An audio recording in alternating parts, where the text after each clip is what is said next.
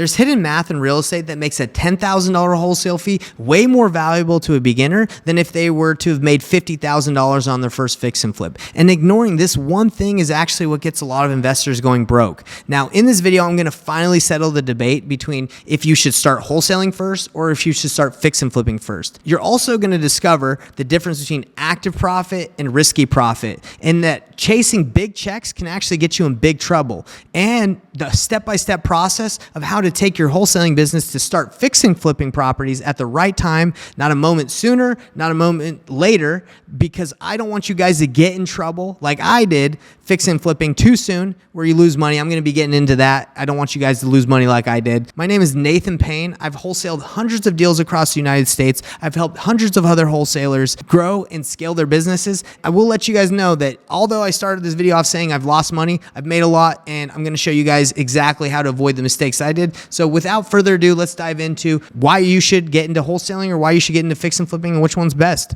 So let's talk about what we all see. When you go on Instagram, Facebook, any of these social media platforms, you see big checks. I don't care if it's from real estate. I don't care if it's from any industry. People just want to show that they're winning.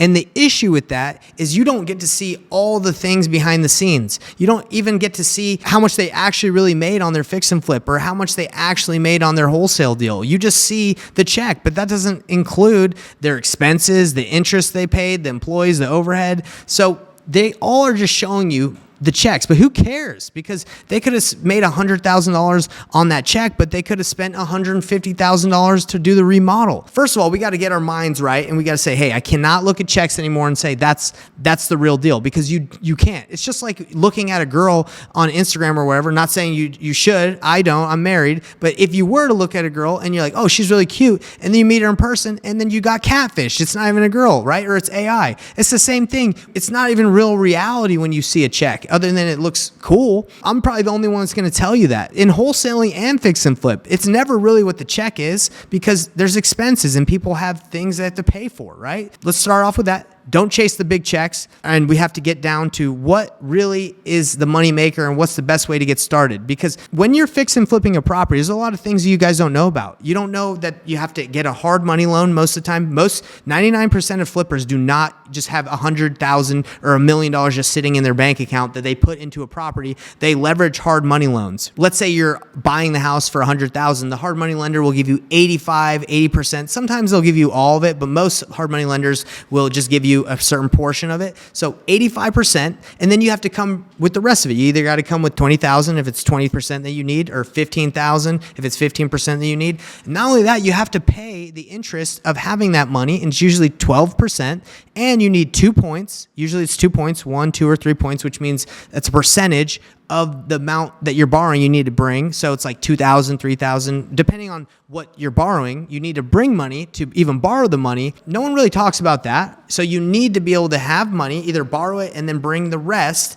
And you need to be able to pay the interest. You need to be able to find the contractors. You need to also be able to have the repair costs, money for the repairs. There's a lot of things that people don't talk about. So when you see that check for $100,000, well, that check does not say, okay, also $60,000 of that was repairs. $20,000 goes to the contractors and the employees, whatever, right? In interest and blah, blah, blah. It goes on and on. You don't see all that information. Same with wholesaling. So I'm going to flip it the other way. If you see an $86,000 wholesale fee, that's the biggest one that I've had for wholesaling. You don't see that $20,000 of that went to overhead and $40,000 went to marketing. Okay. You don't get to see the full picture. That's why I keep on hammering this is we got to get away from the big check thing, because it's a facade. It's not real. It's an illusion. All right. There's costs, whether it comes to running a business with wholesaling, fix and flip, or any business. So forget the checks. Now I have to be real with you guys on one bad flip can rock you. It can rock you. Now with wholesaling is you have expenses, but it can't rock you like a flip can. I'll explain to you guys, like with wholesaling, you can have marketing costs and you can have employee overhead and softwares and stuff like that. But with flipping a house, you can buy a house for $200,000. You can think it needs maybe $60,000 in repairs to be able to sell it, and maybe you're going to sell it for $300,000, so you have your margins worked in there. But what happens when you flip that? You buy it for $200,000, you try to flip it, and it's not worth 300,000. It's worth 260. Your repairs aren't actually 60K. They're 100K. That doesn't include the expenses and the interest and the fees that you're going to have for selling it, holding it. The list goes on. All right. So one bad flip can rock you. Now let me pull the curtains back a little bit on my story. I've been wholesaling since 2018. I've wholesaled hundreds of deals across the United States, not just in one market. I do it nationwide, all virtually from my laptop. And I decided to get into fix and flipping during COVID, right? Because all these properties, I saw all the people that we were wholesaling deals to, they were crushing it. So I was like, okay, team, let's start flipping houses. So we were flipping houses and we were crushing it until the interest rates went up and we got rocked, okay? I think we lost $250,000 on fix and flips, all right? Now that is the biggest losses I've taken in my business, and I've never taken losses like that in wholesaling because you can't spend your marketing, you can't spend yourself into $250,000 in debt in wholesaling unless you're just dumb, right? Unless you're just trying to market so much and you can't even close deals. But the issue with fix and flip is one moment you could be making money and then overnight interest rates can change or you can find a problem on the property and you can get wrecked. So one bad flip can rock you. Now with wholesaling, you're paid to find deals, right? You market, you find the property, you negotiate with the seller, you make the money by dispoing it, you sell it, you wholesale it, you assign it to an end buyer. Okay, you're out of there, right? But when you decide to do that part of the process and then flip it yourself, your timeline to get paid is longer and your risk is higher. So there's the active, right? The active profit of finding the deal and just getting paid that way, and the risky profit of taking on the property and flipping it as well. Now, can you make tons of money flipping? Yes, but you can also lose a lot.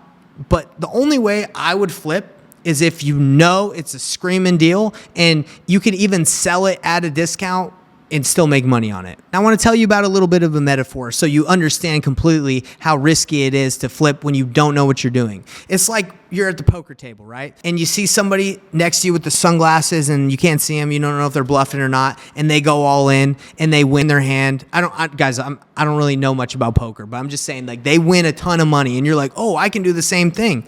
But you don't know that that dude's been playing for 10 years. You don't know that he's got tons of money, and if he did lose it, he's not tripping, but you don't have the information. So you're like, oh, I'm going to go all in too. But I have $1 in my account, and that dude has 100 million in his account. So he doesn't care, and going all in, maybe he didn't have a good hand. He was just bluffing. So it's the same thing with fix and flip when you're new. You don't have the resources to risk if you try to gamble and you roll the dice on that deal. So guys, be careful with fix and flips, all right? I think it's good, but at the right time, you have to be able to get into it at the right time. So in a nutshell, I just want you all to know that real estate's not necessarily about what you make in the beginning. It's about what you're risking, because you want to stay in this game for as long as you can, right? You want to build your business, you want to grow. Again, one bad flip can take you out of the whole business and you're going to have to go back to working at Walmart or Smoothie King, where I used to work back in the day in high school. You're going to have to go back, right? Because you're going to run out of money. You got to pay it all off. Just be careful, all right? Know that fix and flip is good, but just you have to come in at the right time. If you're unsure of which is the best path for you, if you should get into fix and flip now in your wholesaling business, or if you should just start wholesaling, wherever you're at and you just want some advice, check out the link below and book a call with me. But even if you do have the money to start fixing and flipping properties, should you do it right now? So before you decide whether you should get into fix and flipping because you have the money, or if you should just go into wholesaling, you got to understand that they're two separate jobs. They're two separate businesses.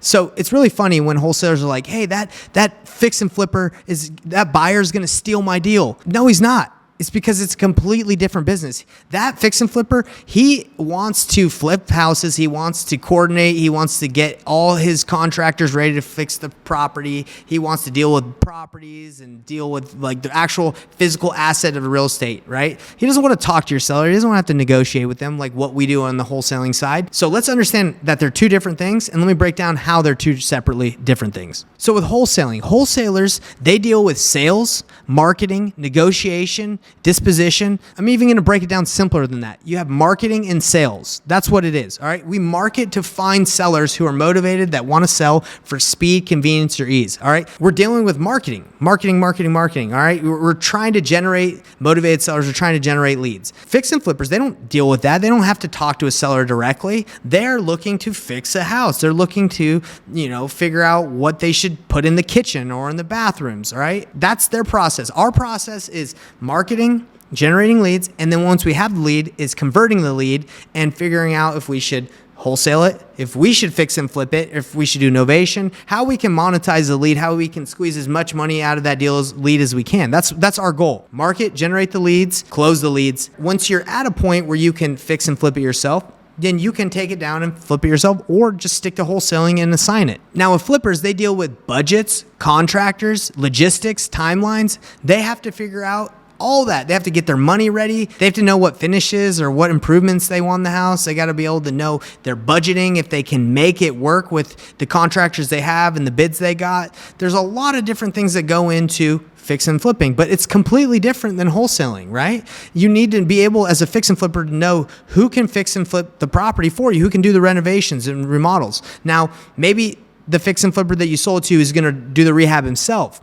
but still, that's picking up a hammer and beating on the wall, or fixing a stove, or I don't know, whatever they do to fix. I know what they do. I've fixed and flipped properties, but I'm just saying it's just a different business. It's a whole different thing. So a lot of the failure of wholesalers getting into fix and flipping too early is they don't really understand that it's just a completely different business, right? And they want to get into it. They think it's going to be all glitz and glam, but they don't see all the issues and all the logistics that they're not aware of. Now, if you get into fix and flip too early and you don't have the systems, the processes, the money, the contacts, you're going to lose out. And if you don't know how to analyze deals, and you don't know what's a good deal, and if this neighborhood is actually good and you don't understand the comps that well, you could lose out big on that deal too. So be aware of that before you get into fix and flipping. So you're probably wondering, hey, Nate, do I have to choose one though? Nah, man, you don't have to choose one. You can do both. But you have to do, again, like I've been saying, at the right time, right? You can't go into fix and flipping too early or you're going to get rocked. If you don't get rocked, you probably got lucky. There's a lot of investors and flippers that I've talked to that have lost tons of money throughout their flipping careers. And if someone says like, hey, I've flipped hundreds of properties and never lost money, they're probably lying to you, okay? Because that doesn't sound realistic.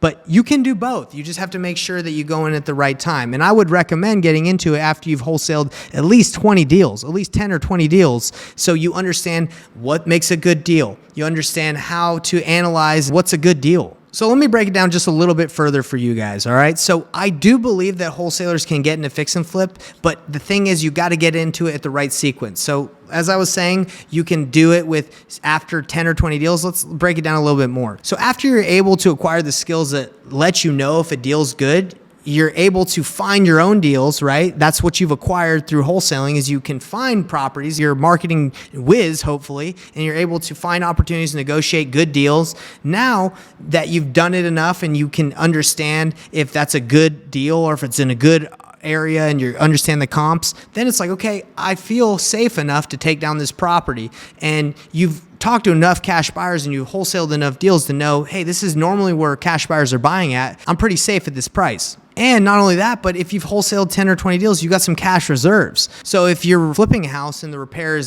$70K instead of $50K, well, hopefully you have $20,000, or you know how to use credit in order to spend that money so when you can get it back once you sell the property on the MLS and you've listed it. So this kind of all comes down to like a video game, right? Like if any of you played Mortal Kombat and Sega Genesis, that's what I used to rock back in the day. So in Mortal Kombat, you would not fight the boss. You would not find Goro or any of the guys at the very top until you leveled up. It's the same thing with wholesaling. You don't want to fight the boss. You don't want to flip that property when you haven't even beat up a couple of the smaller deals. You haven't even made 10K, 15K on a wholesale deal. You don't want to go up and face Johnny Cage when you're not ready. I'm not ready to fight Goro. I'm not ready to fight Johnny Cage. Who's some other people you guys might know that I wouldn't want to fight? I don't know, maybe like the Hulk. Again, I don't know who's watching this, but you don't want to fight the final boss until you have leveled up. That is what I'm trying to tell you guys, is wholesaling has its place. Fix and flip has its place, but in the right sequence once you've leveled up. Don't get in there too soon or you could get rocked. And for me, like I told you guys, I got rocked. I lost a ton of money fix and flipping during COVID, right, when the interest rates went up. Now, that was just bad luck, but also I should have been aware. I should have been smarter and been like, hey, this potentially could happen. And I was buying skinnier deals. Okay. As a wholesaler, I should have known I shouldn't be flipping these houses because these aren't that good of deals. I didn't listen to my gut. I didn't listen in here. I just like, oh, let me just ride the wave. Everyone's doing it and it'll work out. It didn't work out. I lost, like I told you guys, $250,000 plus 150. I can't remember. It was a lot. All right. I've had to pay back a lot. I went against my wholesaling instincts and I had those, but if you're brand new, you don't even have those instincts. So get into wholesaling first, learn, and then start fixing and flipping once you have those scars, those battle scars, and you understand how this business works. So in a nutshell, wholesaling gives you that dang armor. It gives you that armor that you need. And then once you get into fix and flip, you got that armor and you're calculated and you're ready to go to battle, all right? So let's wrap this all up, guys. Should you get into fix and flipping or should you get into wholesaling first? So hopefully you understand from this video that I think there's a time and place for everything, but I think you should get into wholesaling first. That way you can understand how deals work. You've built up some cash reserves. You built up the confidence and you have the armor in order to go to battle, to fight that final boss, to fight Goro, Johnny Cage, the Hulk, whoever you want to fight, you're ready. But don't get in it too soon or you could get rocked and you could be game over, get your teeth kicked in, and you could go, like I said, go back working at Smoothie King like I used to work in high school because you got to pay off those loans that you got rocked in and you lost tons of money flipping. Don't be like that. Don't lose out. Guys, wholesale first. I got your back. If you're interested in learning how to wholesale, just go to the link below, click it, and let's schedule a call and let's chat. But remember that flipping versus wholesaling, that's not really the question, but I want you guys to leave with this, that the best strategy, it's not necessarily between should I get into fix and flip or should I get into wholesaling first? They're both good. It's just the sequence of wholesaling first until you're ready to start flipping. All right. So take that if that's one thing you get from me. And if you like this video and you want to see the strategy that I've used to do over $2 million in my business, assigning and wholesaling properties, then check out this next video right here. Peace out, everybody.